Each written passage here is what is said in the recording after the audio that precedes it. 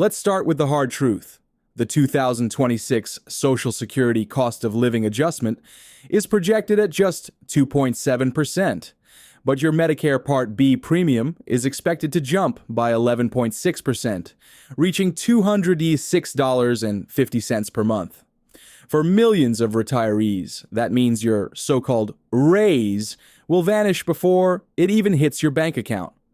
Think about it this way. If you receive a Social Security check of $1,800 per month, a 2.7% increase equals around $48. But when your Medicare premium climbs another $24 and groceries, rent, and utilities keep going up, that $48 doesn't feel like a raise. It feels like a pay cut. Many seniors are already living this reality. In comment sections and community boards, people are saying there's no money left for clothes, eating out, or even simple grocery trips. Another writes, "My rent just went up $30, and I'm already paying more than my lease says. I've never been this close to homelessness." These are not isolated voices. They reflect what millions of seniors are facing nationwide. So today, we're breaking down why COLA keeps falling behind, what's really behind this formula failure, and what Washington must change before another year of promises turns into another year of losses. Over the last 15 years, Social Security increases have failed to match real inflation, and the numbers prove it. According to the Senior Citizens League, benefits have lost nearly 36% of their buying power since 2010. That means what $100 bought in 2010 now requires almost $160 to purchase in 2025. Inflation has surged about 50%, but COLA adjustments have only raised checks by roughly 34% during that same time. The result? Seniors are effectively shorted by about $370 per month in real value. Everyday items confirm this erosion. Groceries are up 25% since 2021. Gasoline and utilities have climbed more than 22%, while rent has jumped by over 35% nationwide. Even seniors who own their homes are feeling it through property tax hikes and higher home insurance premiums. In practical terms, every COLA increase since 2010 has been smaller than the rise in essential living costs. That's why so many seniors say, each year, my check goes up, but somehow I fall further behind. It's not a feeling, it's math. The problem lies in how COLA is calculated. Since 1975, the Social Security Administration has used something called the Consumer Price Index for urban wage earners and clerical workers, or CPI-W. It was built for people who are still working, not people in retirement. This index gives 41% weight to housing, 19% to transportation, 15% to food, and only 6% to medical care. But here's the problem. Seniors don't spend like working families. Transportation is a smaller expense for retirees, while medical costs are much higher, often 2 or 3 times the national average.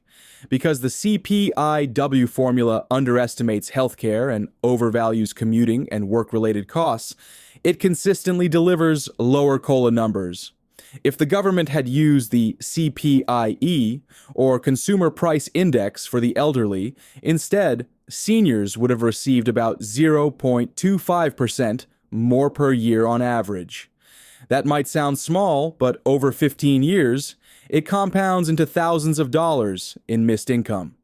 This mismatch in spending patterns is the main reason why COLA never feels like it's keeping up, because it's based on the wrong people's budgets. Now let's look directly at 2026.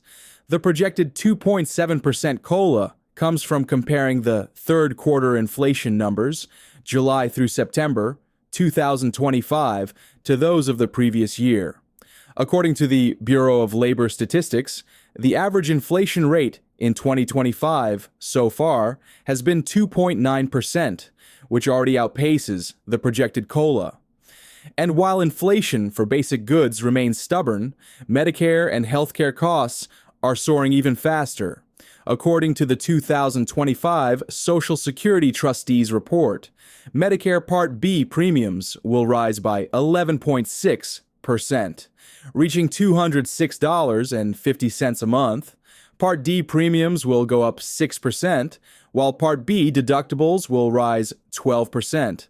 Meanwhile, housing is expected to climb between 5 and 7%, and utilities in some states may rise 8% due to higher energy costs. When you combine all of these, it becomes clear. A 2.7% COLA cannot possibly maintain a retiree's standard of living. It barely holds off the losses. The frustration we're hearing from the community is real and powerful. One viewer says, "My Part B is going to 206.50, so a 2.7% raise means nothing." They're right. The numbers prove it. If you're getting $1,800 a month, that's an extra $48. Medicare alone eats half of it. The rest disappears in the grocery aisle or the rent envelope. Another viewer says, "My rent keeps rising. I'm paying more than I owe, and I'm close to homelessness." This isn't exaggeration. National data backs it up. More than 54% of seniors now spend over 40% of their income on housing and utilities alone, according to the University of Michigan's 2025 study on senior financial stress. This reality is forcing retirees to make heartbreaking trade-offs, choosing between medicine and food, cutting back on recreation, and skipping heating or cooling during extreme weather just to make ends meet. For a generation that built this country, these choices are unjustifiable. COLA is supposed to protect retirees from inflation, not leave them behind it. Yet every year that CPI-W stays in place, the gap between government numbers and senior reality keeps widening. There is a solution on the table, and it's already sitting in Congress. The Social Security Expansion Act, S770, proposes switching from CPI-W to CPI-E, or the Consumer Price Index for the elderly. This formula better represents how retirees actually spend their money. Under CPI-E, housing receives a higher weight of 48%, transportation drops to 13%, and medical care nearly doubles to 11%. If CPI-E had been used since 2010, the average retiree's benefit today would be about $1,700 instead of $1,600, a difference of roughly $100 per month. That may not sound like much, but for someone on a fixed income, that's prescription coverage, groceries, or an electric bill. Other bills in Congress, like the You Earned It, You Keep It Act, would stop taxing Social Security benefits, while the Boost Act would add a flat $200 monthly increase. Together, these changes could finally give retirees a fighting chance to keep pace with real-world costs. Let's be honest, most seniors never even see their COLA increase because Medicare takes it first. Since 2000, Medicare Part B premiums have jumped 226%, while Social Security benefits have risen only about 80%. That's why so many seniors say, "My check goes up on paper, but not in my pocket." In 2026, the net gain after Medicare will average less than $5 per month for millions of retirees. This imbalance keeps happening because Medicare costs are deducted before your Social Security payment is deposited. And while the hold harmless rule prevents your check from shrinking, it doesn't prevent it from stagnating. In short, even when COLA tries to give you a little more, Medicare quietly takes it away. Some experts are now calling for a net benefit floor, meaning Medicare increases couldn't reduce your take-home Social Security check below a certain level. It's a common-sense fix, but Congress hasn't acted on it yet. To understand COLA's weakness, you have to see the bigger economic picture. The Federal Reserve expects core inflation to hover around 2.6% through mid-2026, but food, housing, and energy remain stubbornly high. Housing inflation lags about 6 to 12 months behind market rent data, meaning seniors will keep seeing rent hikes long after headline inflation cools.